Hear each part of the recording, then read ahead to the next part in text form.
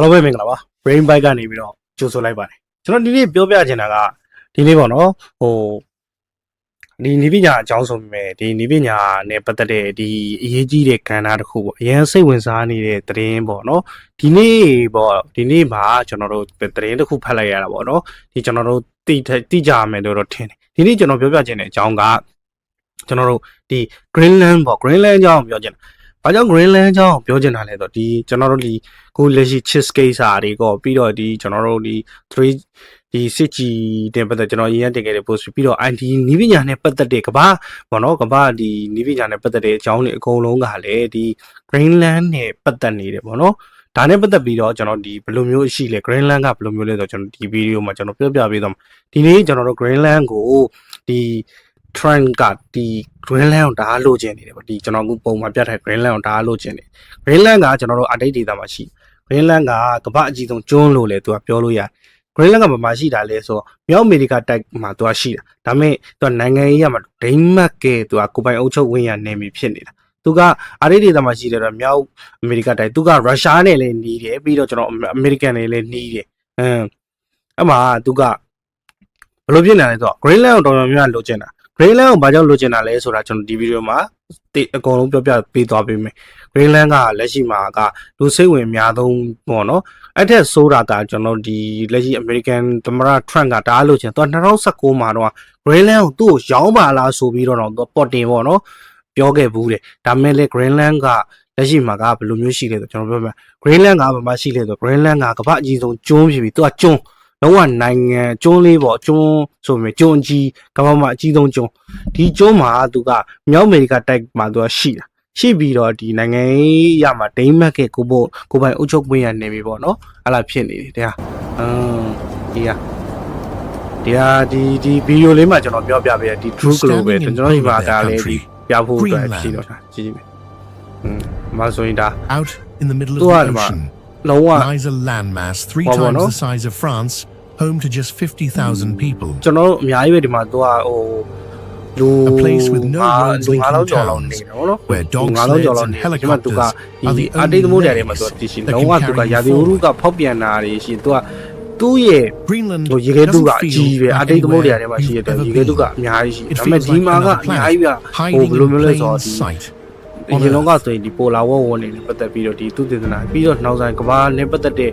ဒီနေရာကိုအများကြီးတူးဖော်ခြင်းနေတဲ့လူတွေအများကြီးပြီးတော့တထုနဲ့ပတ်သက်လေကျွန်တော်မြေရှားတွေလည်းအများကြီးအခြားတယံသာလာတွေလည်းအများကြီးရောရင်းနေဆိုတဲ့အများကြီးပဲအဲ့ဒါဆိုတဲ့အတွက်ကဘာနိုင်ငံအများစုကလည်းလူကြပြီးတော့လှလဲလှရင်ဒီမှာကတော်တော်များများကဒီနေရာကဘာလို့လဲပိုလာဝေါနေပိုလာဝေါဆိုတာကလည်းဒီအတိတ်ဒေသမှာပဲရှိတယ်ပေါ့နော်ဒီမှာဆိုတော်တော်များများ Greenland မှာကရှိဆိုတာကဒီ Greenland မှာကအဓိကဒီတက်ထုတွေအားလုံးကဒီက Greenland ကိုတိုးချင်နေကြတာနေရာဆိုတာထက်ဒီ Greenland တွေမှာရှိတဲ့ဟာကိုလိုချင်ကြတာဗျာအဓိက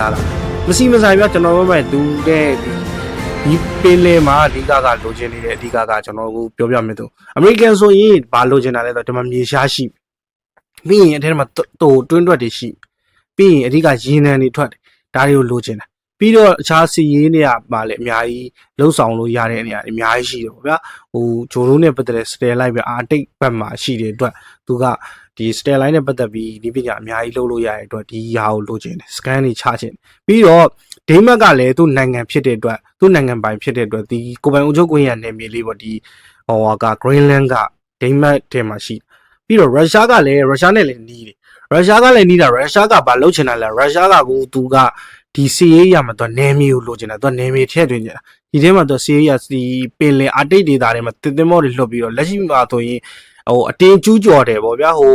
သူ Greenland ထဲမှာစီရေးလေးချင်တာတွေလှုပ်ဒုံးတွေပစ်တာတွေလှုပ်တယ်ဒီဟာပေါ့ဒီကသူနယ်မြေအပိုင်ဆိုပေမဲ့လည်းနယ်မြေအပိုင်ကြီးတော့မဟုတ်သူကအတင်းကျူးကျော်ခြင်းနေအဲ့လိုမျိုးတွေလိုချင်နေကြတရုတ်အဲ့တမှာမရှိမဆိုင်ဘာမှမဆိုင်တဲ့တရုတ်ကထပြီးတော့လိုချင်ပြီးပြန်အောင်အဓိကတရုတ်ကလိုချင်တယ်တရုတ်ကဆိုတာလေသူတို့ပိုင်နေဟာဆိုပြီးထပြောလာပြန်အောင်အာတိတ်ဒေသဆိုတာလေတရုတ်ကဘာမှမဆိုင်ဘူးစဉ်းစားကြည့်အရှိတောင်အရှာဟိုးအဝေးရနေအာတိတ်ဒေသထပြီးတော့အမှန်တော့တရုတ်ကလိုချင်နေတာမြေရှားကြောင့်လိုချင်တယ်ဒီမြေရှားဒီထဲမှာမြေရှားတက်ထုတ်တွေကလည်းအများကြီးဒီထဲမှာလေတရုတ်ကအများကြီး investment လုပ်ထားတာတွေအများကြီးကုမ္ပဏီတွေတချို့ကုမ္ပဏီတို့တရုတ်ကဝင်လာတဲ့အချိန်မှာ American ဘီယာကြောင့်တရုတ်ကိုလက်မခံနိုင်ပါကြီး Damas ကနေပြီးတော့ Damas က နော်လက်ရှိမှာက Damas ကနေပြီးတော့ဒီ Greenland ကိုထောက်ပံ့နေရတယ်ပေါ့အဲ့ချိန်မှာဟိုကျွန်တော် trend ကနေပြီးတော့ထပြောတယ်ပေါ့နော် Greenland ကိုဒါသူ့ကိုရောင်းလိုက်မယ်ဆိုအများကြီးဒေါ်လာဘီလီယံနဲ့ချီပြီးဟိုတက်တာသွားမယ်မသူ့ကိုရောင်းလိုက်ရင်ပေါ့နော်သူ့ကိုရောင်းလိုက်ပေါ့သူဘယ်လိုမျိုးလဲဆို Greenland ကိုရောင်းလိုက်ရင်ဒီ Greenland ကိုထောက်ပံ့နေရတဲ့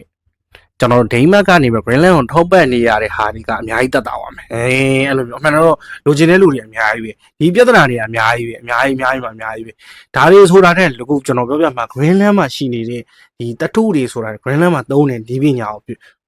ဒီပညာအကြောင်းတွေကိုကျွန်တော်အခုပြောပြပေးသွားမယ်အဓိကကဒီ Greenland မှာရှိတဲ့ဒီပညာတွေဆိုရင်ကျွန်တော်တို့ဒီဘယ်ဟာတွေရှိမလဲဆို Greenland မှာဘာတွေသုံးထားလဲဆိုရင်ကျွန်တော်တို့ဒီကမ္ဘာဒီပညာရဲ့သူကဘိုးချက်အဓိကဖြစ်လာတယ်ပေါ့ရာသီဥတုကသူကပြောင်းလဲတဲ့တန်အောင်အလူးလဲခံနေရတယ်ဆိုပေမဲ့ Greenland ကသူ့ရဲ့ဒီဘယ်လိုပြောမလဲဆို Greenland မှာကသူ့ဘောနော်ရာသီဥတုဖောက်ပြန်နေပဲဆိုပေမဲ့သူ့ကိုဘောနော်သူ့ကိုဒီပညာတွေအများကြီးရှိနေတယ်တဲ့သူကဒီရက်တည်နေတယ်အဓိကသူရှိမှာကအဓိကရှိတာက renewable energy ပြ renewable energy ဆိုတာက Greenland မှာရေခဲပြင်တွေအများကြီးရှိတယ်ကျွန်တော်တို့ကြောက်မရေကိုဒီ hydro power ဆိုတဲ့ဟာရေရလျက်စစ်ဒီရေစီးကြောင်းတွေကသူကအများကြီးရေဖိအားပေါ့နော်ကျွန်တော်တို့ဘယ်လိုပြောမလဲဆိုဒီရေခဲထူကြီးတွေကရေပျော်ကျလာတဲ့ပုံတွေမှာမြင်နေရတဲ့အတိုင်းပဲကျွန်တော်ရေခဲထူကြီးတွေအများကြီးပဲကျွန်တော်အခုဒီမှာဗီဒီယိုလေးကျွန်တော် play ပြဒါဗီဒီယိုလေးကျွန်တော်ပေးလိုက်ဒီသူ့ရဲ့ရေခဲထူကြီးကြီးအတေးနေတာဖြစ်တယ်ဗျာတော့တွေ့လားကျွန်တော်မှလည်းဗီဒီယိုကကျွန်တော်ကလည်းတွားရိုက်ထားသေးရမရှိတော့ဒီ True Global ကနေကျွန်တော်ကတော့ဒီမနော်ဒီကနေပြီးတော့ပြပေးလိုက်တာကျွန်တော်ပြောပြခြင်းပေါ့နော်ဒီ Greenland ကြောင့်မကြည့်တွေ့လားအဲ့ဒါမဟုတ်ဒီအရာတွေကကဘာကြီးပူနွေးလာရာသီဥတုပြောင်းလဲလာတယ်ဆိုရင်ဒီအရာတွေကပြုတ်ဒီအရာကြီးအရေးပြောကျလာတဲ့တူတူဒီရေစီးကြောင်းတွေအဖြစ်ဒီရေစီးကြောင်းတွေကိုသူကအသုံးချပြီးတော့ဒီ hydro power ကိုထုတ်လုပ်နေရမှာဒီကဘာမှာထိတ်တန်းမဲ့လုံးဝသူဒီဘယ်လိုပြောမလဲဆိုကျွန်တော် Greenland မှာလုံးဝလျှက်စစ်မီမပြတ်ဘူး Greenland မှာလုံးဝလျှက်စစ်မီဆိုတာလုံးဝ24 hour မပြတ်ဘူးကျွန်တော်တို့နိုင်ငံထဲတော့မှန်သေးတယ်လုံးဝမပြတ်ဘူးဗျာကဘာပေါ်မှာထိတ်တန်းမဲ့ hydro power စနစ်မှာဒီပြီးတော့သူBusky Jaw ဆိုလား BUKSEJ ဆိုတာ Busky Jaw လို့ခေါ်မှာပေါ့ဒီသူတို့ရဲ့မြို့တော့ nut ပေါ့နော်အဲ့မှာလှုပ်ဖို့အတွက်လေဒီသူတို့ကရုပ်ကျွင်းလောင်စာခင်းစင်အောင်ဆိုရုပ်ကျွင်းလောင်စာဆိုတာကျွန်တော်တို့ဒီဘယ်လိုပြောမလဲဆိုကျွန်တော်တို့လက်ရှိနေတဲ့ကျွန်တော်တို့တက်စီတွေအခြားဟိုဟာတွေပေါ့ဒီလောင်စာစီတွေကိုသူကမလုတ်မြို့လို့ဒီလောင်စာစီမလုတ်ဖို့ပဲနဲ့ဒီနေပညာအသစ်တွေကိုဒီရေရလျက်စီအဓိကရေရလျက်စီဒီလျက်စစ်တဲ့လက်ပတ်မယ်ဗျာတကူလုံးကိုဒီလောင်စာစီတွေနဲ့မလုတ်ဖဲနဲ့ဒီဟာကိုရေရလျက်စစ်နဲ့လက်ပတ်မယ်ဆိုပြီးသူကလုံးတယ်အဓိကသူကဒီ green hydrogen ပေါ့နော်ဒီ green hydrogen လို့သူတို့ကခေါ်တယ်အစိမ်းရောင် hydrogen ကိုလည်းသူတို့ကထုတ်လုပ်ဖို့စမ်းသပ်နေတယ်ဒီလက်ရှိလျှက်စစ်စွမ်းအင်ကိုသုံးပြီးဒီအစိမ်းရောင်ကနေပြီးတော့အများကြီးပေါ့နော်ကျွန်တော်တို့ရလာတဲ့ဟာကဒီကျွန်တော်တို့သုံးဖို့ပေါ့နော် green အစိမ်းရောင် green လို့ပြောမှာဒီအစိမ်းရောင်လျှက်စစ်စွမ်းအင်ပေါ့လျှက်စစ်စွမ်းအစိမ်းရောင် hydrogen ဆိုတဲ့ဟာဒီအဓိကသူပြီးတော့သူ့ရဲ့နောက်ထပ်ဒီပညာကသူဘာတွေဒီနေရာမှာဘာတွေသုံးဝင်လဲ space ပေါ့နော်အာကာသနဲ့ဆက်သွယ်ရင်ဒီပညာဒီပထဝီနေထားရမှာသူကကမ္ဘာမြောက်ဖက်စွန်းမှာရှိတဲ့အတွက်ကျွန်တော်တို့ဂျိုရုအရင်နီးတယ်ပေါ့ဗျာကမ္ဘာမြောက်ဖက်စွန်းမှာသူကအရင်ရှိတဲ့အတွက်သူပြောရင်ကျွန်တော်တို့ဘာမှကွယ်တာတန်းပြီးတော့ဒီတက်မှာတန်းရှိတာမြောက်ဖက်စွန်းတက်မှာတန်းရှိတာတွေအတွက်ဒီဂျိုရုဆက်သွယ်ရေးမှာအများကြီးအရေးပါတယ်ပေါ့ပြီးတော့ laser communication တော့ကြားဖို့မှာပါကျွန်တော်တို့တရုတ်တွေပါရတော့တခါတော့စမ်းတက်လိုက်သေးကျွန်တော်တို့က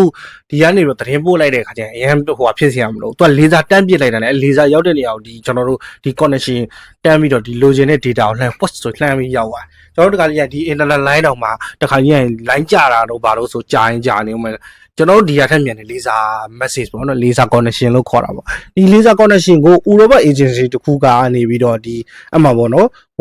စကန်တခုတီးဆောင်တယ်ဒီ Europa agency ESA လို့ခေါ်တဲ့တခုကစောင့်နေတယ်ပေါ့နောက်ဒီဘယ်လိုဖြစ်လဲကျွန်တော်တို့ခုနပြောဆိုပြကျွန်တော်တို့ကိုလက်ရှိဆက်သွယ်တဲ့အခါဒီဖုန်းတွေကျွန်တော်တို့အခြား sorry ဒီဖုန်းတွေကျွန်တော်တို့ပြီးတော့ဒီဖုန်းတွေရပြီးတော့ဒီ internet ဆိုတာဒီ radio line နေတဲ့သူအစာပေါင်းများတော့မြန်နေ data ကူးပြောင်းတယ်ဒီ laser လေးပြစ်လိုက်တာဒီ laser ကနေပြီးတော့ဗျာဟိုဘက် sensor ကနေပြီးဒီဘက် laser ကနေဟိုဘက်မှာရှိတဲ့ sensor ကိုတန်းပြီး bus ပြစ်လိုက်တာဒီ laser line မှာ data တွေအများကြီးကူးပြောင်း စက္ကန့်ပိုင်းထဲတော့မြန်မယ်ဗျာအဲ့လိုမျိုးပြီးတော့နောက်တစ်ခုကဒီမှာကျွန်တော်တို့ရင်းနှီးမြှုပ်နှံထားတာတွေကျွန်တော် Starlink ရယ်ပြီးတော့1 watt ဆိုတယ်ပေါ့နော် internet မရတဲ့နေရာတွေမှာဒီနားမှာရွာလေးတွေရှိတယ်အဲ့နာမှာ Greenland နားမှာရွာရှိအဲ့နာ Greenland နားမှာရွာရှိအဲ့ရွာတွေအခုဆိုရင်ကျွန်တော်တို့ဟိုပါပေါ့ internet တုံးနေတယ်ပေါ့အဂျိုးတို့နီးပညာစနစ်ကြောင့်ကျွန်တော်တို့ခုနပြောတယ်ကျွန်တော်တို့ဒါကတော့စစ်ကြည်နီးပညာရဲ့အခြေခံပေါ့ဗျာစစ်ကြည်နီးပညာလက်ရှိမှာဒီ Greenland ကဒီပြီးတော့သူ့ရှိမှာကနောက်ထပ်ပြောရမယ်ဆို Greenland မှာကျွန်းတွက်ပစ္စည်းတွေအကြောင်းပြောပြမယ်ဆိုသူက rare earth လို့ပြောတယ်ကျွန်တော်မြေရှားသတ္တုလည်းရှိမြေရှားသတ္တုရှိတယ်မြေရှားသတ္တုကသိတဲ့အတိုင်းပဲဘာလို့ကျွန်တော်တို့လက်ရှိကွန်ပျူတာအတွက်ဘုတ်တွေလိုမယ်ပြီးရင်ကျွန်တော်တို့ဒီ chips တွေထုတ်ဖို့လည်းရှိမယ်ပြီးရင်လျှက်စစ်ကားတွေပြီး battery တွေအတွက်ပြီးရင်ကျွန်တော်တို့အများကြီးသုံးလို့ရ Greenland မှာအများကြီးရှိပြီးရင်သူကဒီအခုလက်ရှိမှာသူကတဘာဝပတ်ဝန်းကျင်ကိုမထိခိုက်ပဲနဲ့သူကအထဲထဲတတ်ထုတူပွဲရေလုံနေ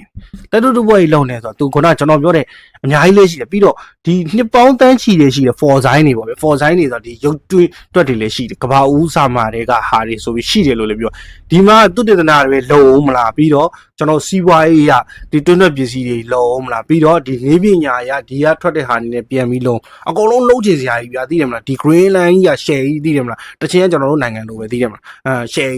ကြီးလုံးဝ share ကြီးမှာ share ကြီးဖြစ်နေတဲ့ဒီ Greenland ကိုအကုန်လုံးအသေးသက်လိုချင်ကြတာတရုတ်ကဟိုဘာမှမစီမဆိုင်တဲ့ဟိုတရုတ်ကလာပြီးတော့ဟိုအောက်ကနေပြီးတော့ခေါင်းကနေပြီးတော့လာပြီးတော့ဒီကိုလာပြီးတော့လိုချင်နေပြန်အောင်ဟို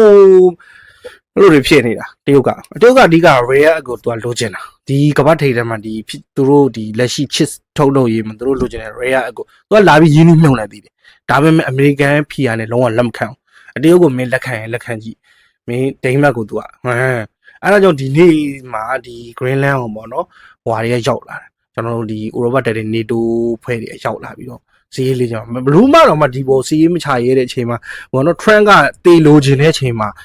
တရားလွတ်တာအဓိကတော့ Trump ကိုပြောရရင်ဟိုကျွန်တော်တို့စကားတကုံရွှေမော်တော့မှနားထွင်းမယ်ဆိုတဲ့စကားတကုံလို့ပဲTrump ကိုယူမဆိုင်ဘူး Greenland မှာလာပြီးတော့နားထွင်းသွားတာပေါ့ဗျာအခုလက်ရှိမှာ Trump ကြီးခုလောက်ဆိုတည်ရင်တော့ဆောင်းရမ်းပေါက်ကွဲနေအဓိက Trump လည်းလိုချင်တယ် Trump အဓိကစီးပွားရေးရမှာဒီရောက်သာရမယ်ဆိုရေနံနဲ့ပါဆိုပြီးအဲ့ဒါကိုလိုချင်နေတဲ့ချက်မှာ तू ကဒါကိုလိုချင်တော့ကလစ်ပါများပြီးတော့ तू ကဘာပြောလဲဆိုတော့ဒီဟာကြီးကဟိုအမေရိကန်လုံခြုံရေးနဲ့အများကြီးဆိုင်တယ်အမှန်တကယ်လည်းအမေရိကန်လုံခြုံရေးနဲ့တင်မဟုတ်ဘူးကဘာရေးလုံခြုံရေးနဲ့မှာအများကြီးဆိုင်သွားဒီ Greenland မှာရတဲ့တပ်ထုတွေနဲ့အများကြီးရသွားတဲ့နိုင်ငံဒီဘောနော်အခုကျန်တာမပြောနဲ့ Greenland ကိုကျွန်တော်တို့ခဏဒီတပ်ထုပိုင်းတွေဘာတွေညာတွေကျွန်တော်တို့ခဏထားလိုက်အရင်ဆုံးကျွန်တော်တို့ဒီ Greenland ဘေးနားမှာတက်နားမှာရှိတယ် Greenland ထက်မှာရှိတယ်ကျွန်တော်ရုရှားနားမှာရှိတယ်ကျွန်တော်တို့Arctic သမုဒ္ဒရာအကြီးရှိတယ်Arctic သမုဒ္ဒရာအကြီးအဲ့နေရာကိုစီးရေးလေးချင်းမလှုပ်နေစီးရေးလေးမှာရုရှားစီးရေးလေးချင်းမလှုပ်နေစီးရေးလေးချင်းကိုလှုပ်နေတာမဟုတ်ဝင်ပြီးတော့ drone တွေတောင်ဒုံးကြီးတွေပြစ်လိုက်ဟွာတွေပြစ်လိုက်စီးရေးလေးချင်းနေဒါကြီးကိုသူကဒီနေရာကြီးကိုသာချသွားရင်ရုရှားရဲ့စစ်အင်အားကပို့ပြီးတော့ဒီနေရာမှာသူတို့လေးချင်းလို့ရသွားဒါကတခုရုရှားပိုင်းโอเคအခြားကျွန်တော်တို့တရုတ်ကကြတော့လေဒီမှာရှိတဲ့ twin တွေကိုရသွားရင် rare earth တောင်မှသူကဒီကဘာပေါ်မှာရှိတဲ့ 50% ကျော်လောက်50% လောက်ကတရုတ်ကပိုင်နေတာ rare earth တော်တော်များများ rare တော်တော်များများ rare နိုင်ငံတော်တော်များ rare earth တွေကြီးပဲသူဒီဟာရဖို့အတွက်တရုတ်ကလည်းဒီမြေရှားကိုအသေးအံရှာဒီကသူကလည်းအဓိကသူ chip ထုတ်လို့ရေးမှာဒီသူကထိုင်ဝမ်ထက်သူကကြော်ကျင်တယ်တခုချိန်နေမဲ့ထိုင်ဝမ်ထက်ကြော်ကျင်ဒါပေမဲ့ rare ကလည်းတရုတ်ကပိုင်ဒါပေမဲ့ဒီဒါထားပါတော့ခုပြီးတော့ဒီဟိုပေါ့နော်လေးကျင်အနေထားအကုန်လုံးမှာလည်းဒီဘက်ကလည်းယူတယ်ဒီအမေရိကန်ကလည်းဒီရင်းနှန်းနေဒီဟာတွေဒါရောက်ရင်အင်အားကြီးသွားမှာကိုသူကချားနိုင်ငံအင်အားကြီးသွားမှာကိုသူကမလို့လာဘူးဖြစ်နေအဲ့ဒါကြောင့်ဒီဟာကြီးကိုသူတို့ပြောရင်ဗျာသူတို့ထက်တာဝါမှာဗျာဒီပြောရင်ဒီကျွန်တော်တို့တိတ်ငက်ကြီးကသူ့ထက်တာဝါမှာကြောက်တယ်ငကားတို့ကျွန်တော်တို့ခြားကောင်လေးသူ့ထက်တာဝါမှာကြောက်တဲ့အတွက်တကယ်လေတွက်ကြည့်မယ်ဆိုတစ်ဘက်ကတွက်ကြည့်မယ်ဆိုလေဒါကဟုတ်ပါတယ်အဲ့ဒါကြောင့်ဒီ Greenland ဒီတဲ့ဒီအမေရိကန်ရဲ့လုံခြုံရေးနဲ့အများကြီးဆိုင်နေတယ်ဆိုပြီးတော့သူကလည်းအသေးအံရအောင်ဝယ်တယ်ပြဿနာအဲ့ဒါလက်ရှိမှာလည်းဒီ Greenland ကလည်းအချိန်မှာ Greenland ပြည်သူတွေလည်းနေရာကြည့်ရတာဟိုကောင်လိုချင်ဒီကောင်လိုချင်တယ်ဟိုကလိုချင်ဒီကလိုချင်တယ်ဆိုတော့ဒိန်းမတ်ကလည်းခေါင်းခဲနေဒိန်းမတ်အမှန်တော့ဒိန်းမတ်နိုင်ငံပိုင်ကိုသူကဟိုဘယ်လိုမျိုးလဲဆိုတော့ကျွန်တော်တို့ဒိန်းမတ်နိုင်ငံပိုင်ကိုဒီဒိန်းမတ် ကဒီကော်ဖန်ကိုချုပ်ခွင့်ပေးထားပါဒါပေမဲ့ဒိန်းမတ်ကပဲထောက်ပံ့နေတာအဓိကလိုချင်နေတာအဲ့လိုမျိုးတယံအဓိကတယံဇာတာတွေကိုလိုချင်တာသူ့မှာလည်းကျွန်တော်ကတော့ပြောတဲ့နည်းပညာတွေအများကြီးရှိတယ်နည်းပညာတွေအများကြီးရှိတဲ့အတွက်လက်ရှိမှာလည်းအမေရိကန်ကအမေရိကန်ကတရုတ်မလာအောင်ဆိုပြီးတော့မဲ့ဟိုကလောက်ထားတယ်ကျွန်တော်တို့ဟိုဘယ်လိုမလဲအာကာသအခြေစိုက်တစ်ခုလောက်ထားတယ်သူ့ကိုပုတီအရင်တော့ပုတီ4ဆိုတာဘယ်လိုမျိုးခေါ်တာပုတူ4လား PT PITU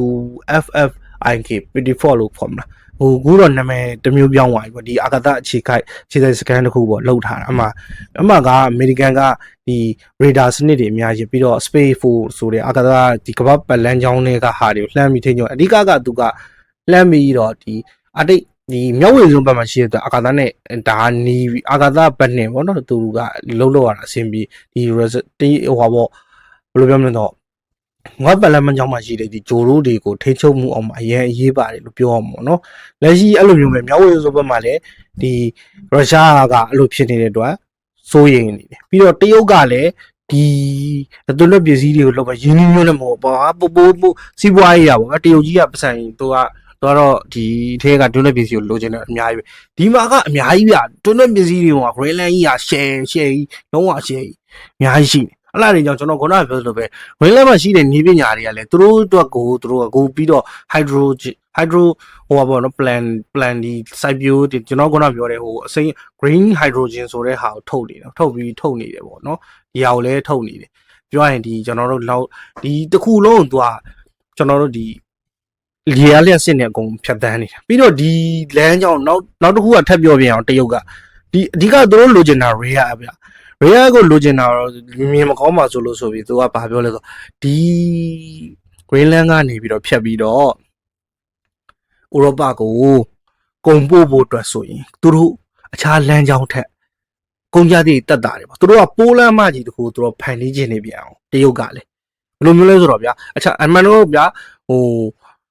လိုချင်တာပေါ့လိုချင်တာဟိုတွန်းတဲ့ပစ္စည်းလိုချင်တာဟိုပေါ်တင်ပြောမယ်ဆိုရင်ရိုင်းရကြမယ်တော့ဒီဟာကိုသူတို့က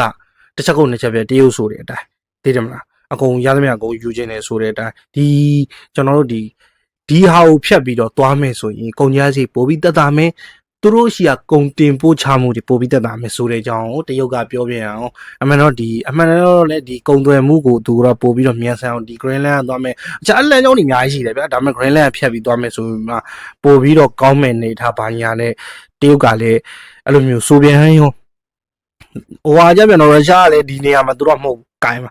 နေမြေစစ်ရချက်ပြီးဒီနားမှာသူကမြောက်ဝင်ရိုးစောနာမှာသူတို့ကစစ်ရချက်အဲ့လောက်အမေရိကန်ကခေါင်းခဲနေ train ကြီးကခေါင်းခဲနေတာ train လည်းလိုချင်နေတာအဲ့လောက်ကြောင့် train 2019တော့တိတ်ဟိုဘယ်လိုပြောမလဲဆိုတော့ကျွန်တော်တို့ဟိုထိန်းတော့မထိန်းနိုင်ဘူးစန္ဒာနဲ့တိတ်ခါနဲ့တော့ तू မထိန်းနိုင်မယ်နဲ့ तू ပြောတယ်လေထားပြီးတော့ Greenland ကိုရောင်းပါလားဆိုဒိန်းမတ်ကိုသွားပြီးတော့ဒိန်းမတ်ကလည်းနားပါအောင်လို့ပြောလိုက်တာမလေးဒိန်းမတ်ကိုသွားပြီးတော့ဒိန်းမတ်ဘက်ကိုသွားပြီးသူ့ကိုရောင်းပါလားဆိုပြီးတော့ဒီ Greenland ကိုဘလောက်လောက်ပေးရပြီးတော့နော်ပြီးတော့ဆိုလိုက်သေးတယ်မင်းတို့သာ Greenland ကိုရောင်းလိုက်မယ်ဆိုရင် Greenland ကိုထောက်ပံ့နေတဲ့မင်းတို့ရဲ့ဟိုကုန်ကြစိတ်တွေအကုန်လုံးမင်းတို့တဝက်ကြော်မှုအကုန်လုံးတက်တာဝါမယ်ပေါ့မင်းတို့အတွက်လည်းစီးပွားရေးဖြစ်သွားမယ်ပေါ့မင်းတို့အတွက်လည်းအများကြီးဖြစ်လာမယ်ဆိုပြီးတော့ train ကအဲ့လိုမျိုးမဲဆွဲတယ်ပေါ့ဗျာအဲ့လိုမျိုးစီးပွားရေးကမလုံးနေပြီးစီးပွားရေးသမားပြီး train ကရင်းနေစီးပွားရေးသမားလေးဟုတ်တယ်မလားအဲ့လိုမျိုးလက်ရှိမှာကကျွန်တော်ပြောပြချင်တာ Greenland မှာရှိနေတဲ့ဟာကကျွန်တော်ဒီ rare app တွေလည်းရှိတယ်အဓိကဒီလက်ရှိကျွန်တော်တို့နေပညာတွေအတွက်အများကြီးလည်းရှိတယ် Greenland ကလည်းနေပညာဖွံ့ဖြိုးနေတယ်လက်ရှိဒီသူတဲထဲမှာရှိတဲ့ဒီဟိုပါပေါ့နော်တွန်းတဲ့ပစ္စည်းတွေပြီးတော့အခြားဟာတွေကိုသူကဒီပေါ်ထုတ်တဲ့တူးဖော်နေတဲ့အခါမှာကျွန်တော်တဘာပတ်ဝန်းကျင်မထိကြအောင်ပေါ့ဗျာဘုလိုမျိုးကျွန်တော်တို့ထိန်းချုပ်တဲ့အခါတဘာပတ်ဝန်းကျင်မထိကြအောင်အတလုံးသူတို့ရဲ့ Greenland မြေကိုကျွန်တော်တို့ဟိုမယုံရောအောင်သူတို့နေပညာရဲ့စက်ရုပ်တွေနဲ့တေးသေးချာတင်ဒီတေးသေးချာစနစ်တကျပေါ့ဗျာဒီဘယ်လိုပြောမလဲဆိုတော့ဒီကျွန်တော်တို့ဒီကဘာမြေကြီးပေါ့နော်ဒီဟိုတူးဖော်တဲ့အခါကျရင်ကျွန်တော်တို့မထိခိုက်အောင်သူကတက်ရုပ်တွေနဲ့နေပညာမြင့်နေတယ်တူးဖော်နေတယ်ပေါ့အဓိကသူတို့ရှိမှာကဒီ hydro power ကဒါမိုက်တာအဓိကရေခဲပြေခဏပြောဒီဟာတွေကိုသူကအသုံးချပြီးတော့ဒီရေရဲလျှက်စစ်ကိုသူတို့ကကဘာနံပါတ်1ပဲဒီ hydro power မှာသူတို့ကနံပါတ်1ပဲအဲ့ဒါကြောင့်ကျွန်တော်ပြောပြချင်တာကဒီ Greenland ကိုလိုချင်နေတဲ့ဆိုတဲ့အကြောင်းပေါ့ဗျာဒီ Greenland ကိုဒါကလိုချင်နေတာထောင်ရမ်းနေလိုချင်နေတာ ဒါမှ Greenland လေးကိုနည်းနည်းကြည့်လိုက်ကျွန်တော်ဒီဟာလေးကိုနည်းနည်းဖွင့်ပြလိုက်မယ်အကြောင်းပါမလေးဗျာ So let's Either step Toro Ima, beyond the I don't edge of Toro the Mai- mapကျွန်တော်လည်းမရ and ဘူး into ဒါ a လေး world မြင်မှု where တာ nature is still Toro the La. undisputed ruler. ဟုတ်တယ်မလား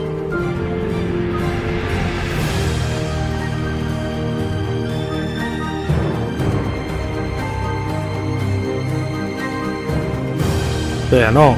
买喏，这个路也得去，双人 A 嘛，都好 A 的，哎，买喏，对了，哎，你家有这来都漏ထားတယ်，坏個，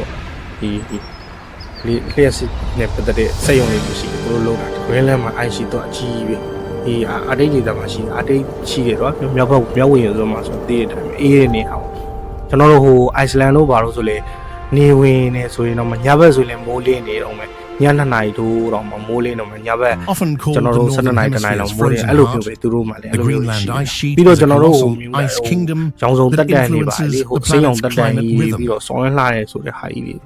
ဒီမှာဓမ္မပဲရှိတာဗျာ Spreading across ကမ္ဘာခီးသွားတွေကလည်းဒီလိုလာတယ် nearly ဗျာဒီက 1.7 million အ square ကုန်လုံးအဓိက kilometers. ချက်ကြကြစီး It ရေး isn't လေးချင်း just မဲ့ a ဆိုလေ barren ဒီညံ wasteland. ကဘာပေါ်မှာတ It's ယံ a ဇာတာတွေ living ပေါ်တာလေ force ဒီတင်ရ that helps ပြီးတယ်မလား regulate Earth'sပြီးတော့ balance. ဒီတတုတွေလည်းပြောတာများပဲနိဗ္ဗာန်နဲ့ပတ်သက်လို့ခေါ်မယ်ဆိုလည်းအများကြီးရှိတယ်အများကြီး It လုံးနေ stretches out like အ an များကြီး endless ပြလှ white ပြီးတော့အ desert, များကြီး broken ဒီထဲမှာ by တတု strange ပေါင်းစုံ haunting ရှိနေ cracks. တဲ့နေရာကြီးကိုဗျာပြောရင်နိုင်ငံတကာကလိုချင်နေတယ်ဆိုတာလည်းမမှားပါဘူးမမှားပါဘူးမစည်းဆိုင်ဟိုအောက်ကတည်းကလိုချင်နေတာတွေကတော့အဆင်မပြေဘူး Exposing hidden ဒီက depths လိုချင်နေတဲ့ဆို across the rare app plateau. ဒီက rare app ဆိုတာထက်ဒီ Above it ခြာ all, း polar winds ခြား never ဟာ stop, တွေကလည်းအများကြီးရှိမှာ shaping snow into frozen ဒါတော့ဒီမှာ waves and ကျွန်တော် carrying နော a က်ထပ်ကြော် sound ပြသူလည်းဒီမှာလုံးဝသူကြီးမှာဆိုလေဒီတော်တော်သူတို့ရဲ့ကိုယ်ပိုင်အုပ်ချုပ်ခွင့်နေမြေလေးဖြစ်တဲ့တော့အများကြီးဒီမှာသူကြီးမှာဆိုစနစ်ကြမှာနိဗ္ဗာန်မြင်နေပါ The ဗျာ National ဒီ Museum မှာ of Greenland doesn't impress you with size resist or လောက်တာတွေအ spectacle. ကုန်လုံးအစား Its အဲ့မှာသူ power တို့ is ရဲ့ဒေတာတာ quieter. ရင်တော့ကသူရဲ့ Its most Die famous Domain Young artifacts, the Chilakitsok Mountain.